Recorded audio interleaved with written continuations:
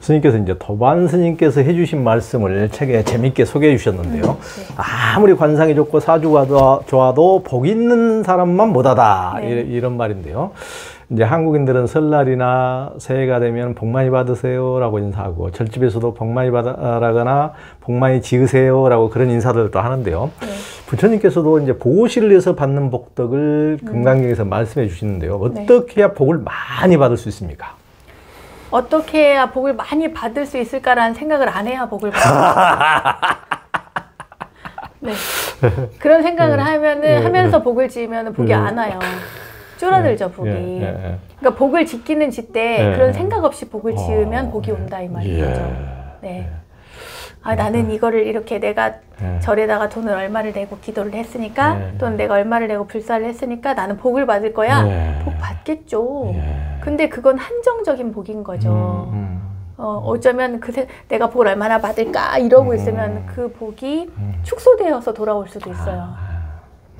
그런데 그러지 않고 내가 이걸 해서 얼마나 복을 받을까 이런 생각 없이 복을 지으면 내가 누군가를 도와주었을 때 예를 들어 누가 돌아가셨어요. 장례 비용이 없어요. 또는 제사 비용이 없어요. 그래서 제가 그냥 지내드린 적이 있어요. 괜찮다 했더니 이제 물론 그 사람에게 빚이 된다고 생각하는 스님들도 있긴 있어요. 분명히. 그러나 그 사람에게 위안을 주고 그리고 대신에 제가 그랬죠. 미안해서 어쩌나 그런 마음이 들거든. 나중에 다른 사람이 혹여 그런 인연이 또 되면 그 사람을 위해서 제사를 지내줘라. 제사비를 내줘. 나한테 안 가져와도 되니까. 이제 그런 이야기를 한 적이 있는데요. 이렇게 복을 받으려고 하는 그 생각이 나의 복을 차단하는 가림막이 됩니다. 그러니까 참. 늘 복을 좀 받으려고 그랬더니 오늘 또 반성 철저히 하고. 알겠습니다. 그 이제 금강경에는 그야말로 다이아몬드라고 할 만한 사고계들이 많은데요. 그 가운데서도 금강경의 핵심 중에 핵심을 응무소주 이생기심 머무는 바 없이 마음을 내라. 이게 이제 이 구절인데요. 이 응무소주 이생기심 이 뜻은 무엇입니까? 결국에는 상 없이 집착 없이 마음을 내라는 그런 의미인 거죠. 되게 쉽습니다, 사실은. 그게 말로는 굉장히 쉽습니다. 행하기가 어렵지. 네, 행하기가 어려운 건데 어떠한 상도 내지 않고 집착하지 않고 이것이 왜 어렵냐면 나의 기억과 내가 살아온 업들이 작용하는 이것을 내가 무슨 수로 이것을 제어하겠어요.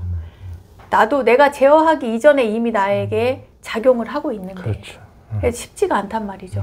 다만 그것을 알기 때문에 내가 내 업식이 작용하고 있다라고 하는 것을 아는 순간 그 다음에 나의 판단이 이것이 틀릴 수도 있구나. 내가 아닌 저 사람의 말이 옳을 수도 있구나. 이 길이 아닐 수도 있구나 라고 하는 것들이 열린 마인드가 된단 말이죠. 열린 마음 상태가 되기 때문에 그 다음에 다시 무엇인가를 행할 때는 상대에 대한 어떤 차별도 이 세상에 대한 어떠한 분별심도 내지 않은 상태에서 그 일을 행할 수 있다. 지혜롭게. 그리고 마음을 다시 내라고 하는 것은 다시 내지 않을 수도 있거든요. 여기에서 차단하고 멈추면 그만인 거지. 내가 왜 굳이 해야 돼? 이렇게 생각할 수도 있을 거 아니에요? 안 하고 이 상태에서 그렇지 라고 하고 끝내면 되는데 그게 아니라 여기에서는 보살의 마음을 강조하면서 그러한 마음을 내지 말고 다시 네가 뭔가를 하려는 마음을 내라. 대신에 아무런 상도, 분별도, 차별도, 흑백 논리도 적용하지 말고 그대로 누군가를 위한 공공의 이익을 추구하는 그런 삶을 살아라. 보살의 삶이란 그런 것이다. 이렇게 이야기를 하는 거죠.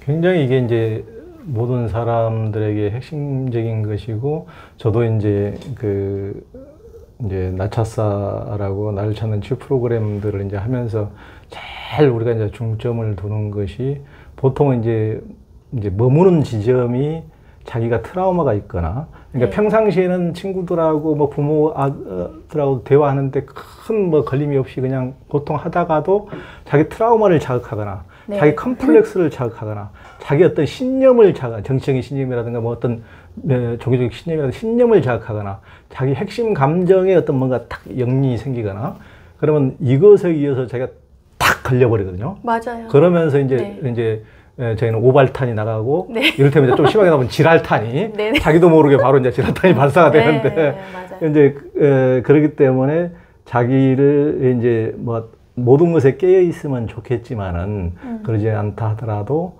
내 결정적인 트라우마가 뭔지, 나의 네. 결정적인 컴플렉스가 뭔지, 네. 나의 아주 내가 너무나 깊게 이렇게 딱 쥐고 있는 신념이 뭔지, 나의 핵심 감정이 뭔지를 이제 찾아서 그것에서 자동으로 발사되는 지랄탄이 나가지 않도록 그렇게 한번 나가면 자기도 네. 금방 돌아서 후회할 것을 너무 과도하게 반응해가지고 관계를 네.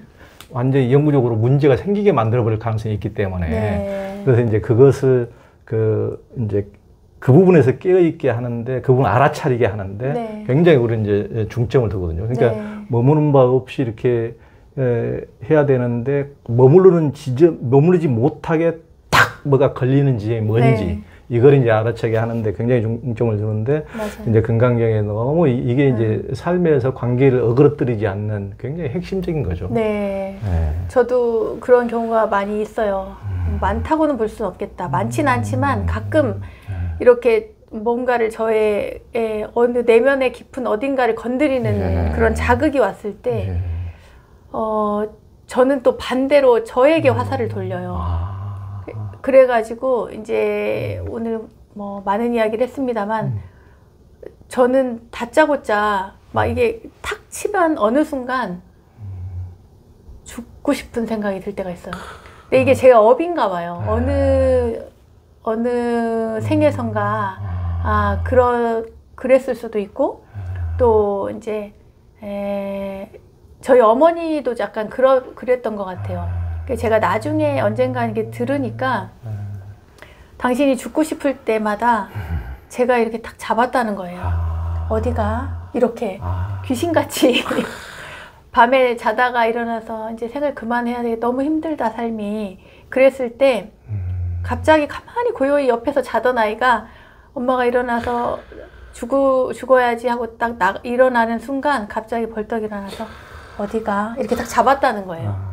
근데 그게 한두 번이 아니라는 거죠. 근데 그게 아마 자식으로서 직감적으로 그런 걸 느꼈던 그렇죠. 것이 아닌가 싶고 그렇죠. 그리고 살면서 제가 이제 어려서 몸이 많이 아프고 또 이제 이렇게 절에 의탁을 해서 이제 살아야 되는 그런 어떤 10대의 생애 비극이라고 할까요? 저로서는 굉장히 비극적이었어요. 그러니까 그러한 비극들이 저를 자꾸만 죽음으로 몰았던 것 같고 그 저를 죽음으로 몰았던 그것이 잘 억누르고 있다가 가족들의 일시적인 뭐 이렇게 그 줄초상을 겪으면서 다시 죽음으로 큰 외부의 죽음으로 연결이 되고 그것이 다시 돌아와서 저를 또 치게 만드는 이제 이런 것이 왔기 때문에 제가 고와 무상에 대한 이해부터 시작을 하려고 굉장히 처절하게 몸부림을 쳤던 것 같아요. 이제 그런 것들이 사실은 모두 연결이 되어 있고 부처님께서 고민하고 갈등했던 그 출가의 의지, 그때의 그 생각들이 어쩌면 당신도 이런 것이 아니었을까? 생사를 해결하고 싶은 것들이 이런 의도가 아니었을까라고 하는 생각도 많이 들고 그러면서 바라보니 많은 부분의 의문이 풀렸어요. 결국에는 우리 모든 것들이 다 인연이구나. 이것을 왜 그렇게 부여잡고 그렇게 막 이게 아니면 안 될 것처럼 아니 부모 밑에 살다가 절에 살 수도 있잖아요. 네, 또 절에 살다가 또 부모한테 갈 수도 있고 또 이게 다 있을 수 있는 일이란 말이지. 나는 근데 왜 부모 밑에서 살면 안 되지라고 하는 그러한 어떤 나는 왜 이래야 될까? 나는 왜 이렇게 살아야 될까?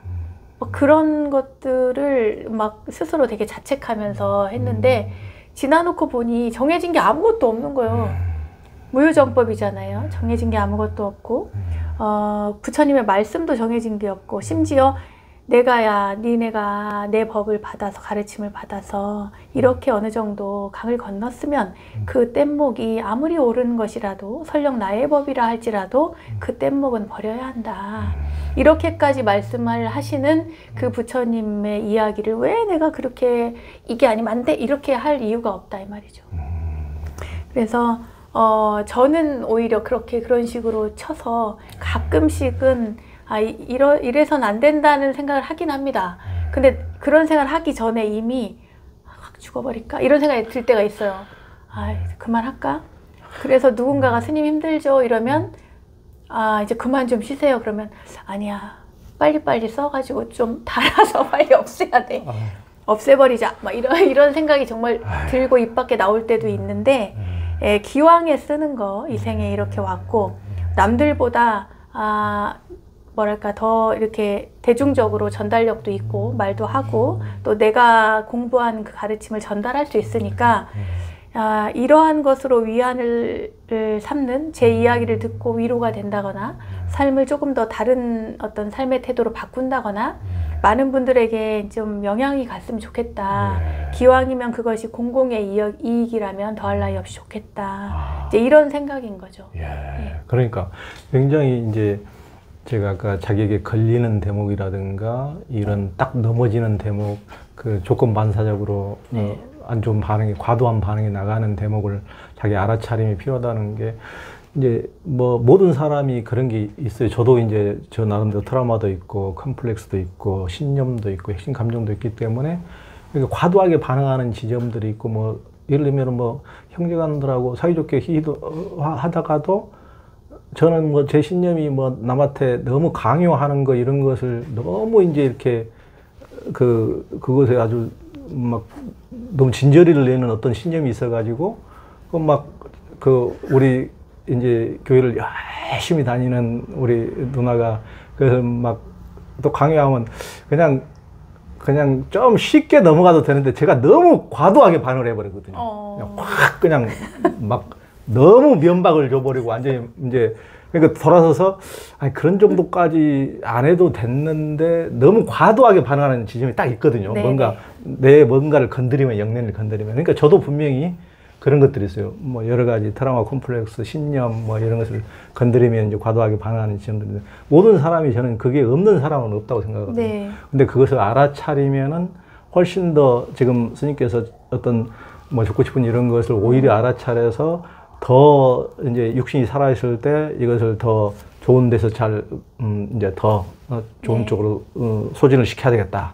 보살심으로 대승심으로 이렇게 하듯이 그러니까 이걸 알아차리면은 자기 컴플렉스도 세상에 컴플렉스 열등감 없는 사람이 어디가 있어요. 다 열등감이 있는 사람들이 그 열등감을 극복해서 세상에 힘든 사람들에게 더 좋은 일을 하신 대승보살들이 얼마나 많습니까. 그러니까 그것을 이제 걸리지만은 걸림이 있는 것을 어떤 집에서 걸림이 있는 것을 알아차림으로써 그것을 더 큰 마음으로 보살심으로 전환할 수 있다는 것. 이것이 어떤 수행의 힘이 아닌가 이런 또 생각이 듭니다. 맞아요. 전환을 잘 해야 됩니다. 불교에서 이제 성자의 단계에 들어선 사람을 수다원, 사다함, 아나함, 아라한이라고 하는데요. 금강경에 비춰보면 이들은 어떤 분들입니까? 금강경에서 보면 일단은 상을 내려놓는 분들이죠. 상을 기본적으로 집착을 많이 내려놓고 어느 정도 수행의 경지에 이른 분들을 이야기하는데 그 첫 번째 단계가 수다원과 근데 이분들은 이제 이 이상이 되면은 반드시 깨닫는다라고 보장이 된 사람들이기 때문에 예류과 또는 임류라고 해요. 그러니까 성인의 반열에 들어갔다. 흐름에 들어간 자. 그래서 이분들은 7생 안에 깨닫는데요. 도대체 이게 어디서 나왔는지 저도 근거는 잘 모르겠습니다. 그러나 이제 그렇게 설명이 되어 있어요. 근데 사전적인 의미로는 그러하고 그 다음에 수다원과 사다함과 아나함과 아라함과 그 다음에 이제 수다원가가 7생 안에 깨달으면 그 다음에 사다함과는 일례예요. 일례. 한 번만 더 왔다 가면 된다. 이 생을. 그 다음에 아나함과는 그 다음에 불환이에요. 불환. 아니 불자에 돌아올 환자. 돌아오지 않는단 말이에요. 더 이상 돌아오지 않아. 이 생에 끝내는 거죠. 그 다음에 아라한과는 무학이라고 그래요. 더 이상 배울 것이 없는 이들. 그러니까 이제 깨달음의 경지에 이르렀다고 보는 거죠. 이러한 단계를 거쳤는데 이제 이러한 내용들, 이러한 사람들은 전부 다 수행에 어느 정도 경지에 올랐기 때문에 자기가 수다원가를 얻었다는 상도 없고 다른 어떠한 경지를 얻었다라고 하는 생각이 상이 없다. 나는 이제 나 수다원가 얻었네. 나 이제 그러면 곧 깨닫겠네. 이런 생각을 하면 이미 그 사람은 수다원가라고 볼 수가 없다 이 말이죠. 제가 어디서 보니까 제가 이제 그 사사키 선생님한테 들은 이야기인데, 일본에 있을 때, 이제 동남아시아에서는 이제 본인이 깨달았다, 이렇게 주장을 하면, 굴 속에 막, 큰 코브라, 뱀 같은 거 있잖아요. 뱀굴. 거기에다가 둔대요. 하루를 둔다는 거예요. 그러면 이제 뱀이 있는 굴에 깜깜한데, 거기에 혼자 누가 있어요. 근데, 거기에서 아무렇지도 않고 그냥 도망 안 나오고 그렇게 해서 밤을 새서 그렇게 살아 돌아 나오면 그 사람은 진정한 깨달음 얻은 사람으로 인정한대요.